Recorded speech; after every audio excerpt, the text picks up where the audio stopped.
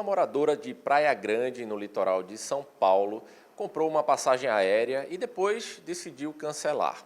A empresa não se negou a cancelar, mas informou que só devolveria R$ 479 dos 2.800 pagos por ela. O caso foi parar na justiça e a empresa teve que devolver o valor total para a cliente. A gente trouxe essa história aqui para a juíza Maria Verônica, titular do primeiro juizado especial cível da capital, que vai nos explicar melhor esse caso. Doutora, infelizmente é comum aqui no Brasil acontecer casos como esse, né, da empresa querer cobrar uma taxa, né? Veja bem, é comum não só no Brasil, como aqui em Alagoas, especialmente em Maceió.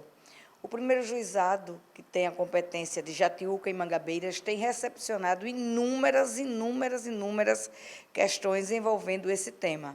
A pessoa compra a passagem, depois, por qualquer razão, ou por motivo de doença, ou por motivos pessoais, ou por motivo de trabalho, ela decide não viajar, ela fica impedida de viajar e a empresa, muitas vezes, se nega, há casos até em que a empresa se nega a reembolsar qualquer valor, porque diz que a passagem foi adquirida num preço promocional, o que não procede.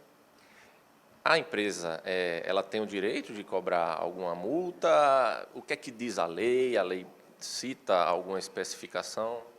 Na verdade, a nossa legislação ela é omissa em relação à possibilidade de aplicação de uma multa. Não existe na lei nada que discipline 5, 10, 15, 20%. Entretanto, o juiz, ao apreciar a demanda, ele vai ver o que é razoável, o que é tolerável.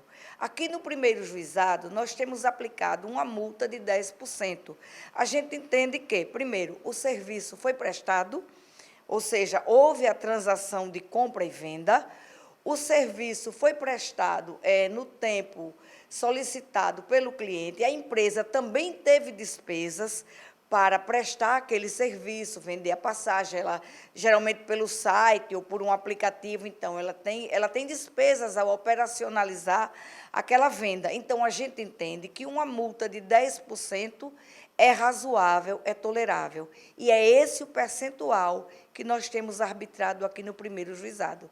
10% do valor da venda a empresa pode reter. E o restante ela é obrigada, sim, a devolver. Não existe essa questão de passagem promocional não ter direito a reembolso. Isso é balela, o consumidor não pode se submeter a esse abuso.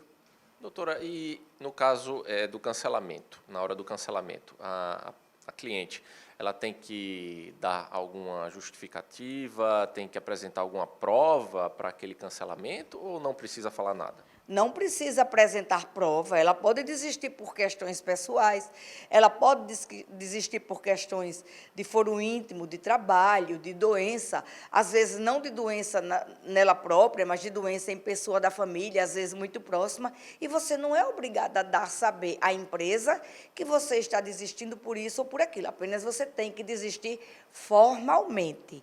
Isso é um fato. A pessoa não pode não comparecer na hora do check-in e depois dizer, eu não vim porque eu desisti, eu quero reembolso. Essa situação não é aplicável à multa. Mas, se você desiste em tempo, faz a sua desistência formal, você não precisa comprovar o porquê. Apenas você tem que ter um prazo mínimo. A gente entende que até 24, 48 horas antes do embarque, certo? Mas a pessoa não precisa comprovar absolutamente nada.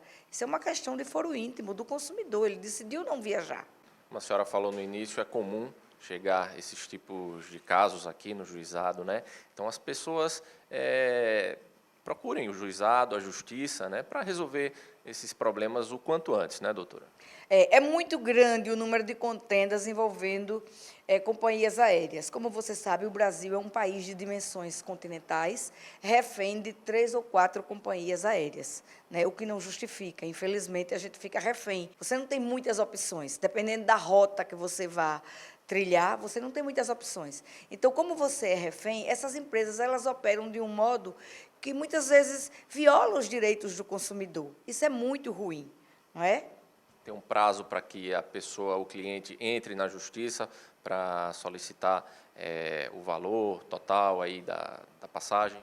Não, os prazos são os prazos legais, né? Que eles prescrevem até 5 anos, mas geralmente o cliente ele não espera muito. Ele tenta uma vez administrativamente, tenta 2, tenta 3. Na hora em que ele obtém essa negativa formal da empresa, ele já entra no judiciário. E assim, como você perguntou ainda há pouco, o número de demandas é enorme, não só envolvendo esses casos de devolução, mas também nos casos de cancelamento.